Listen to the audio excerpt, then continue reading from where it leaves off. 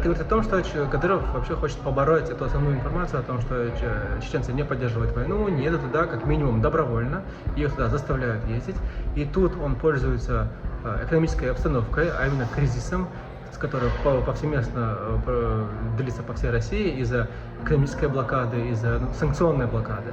И таким образом, я полагаю, Кадыров рассчитывает, что люди из-за денег будут ездить на войну.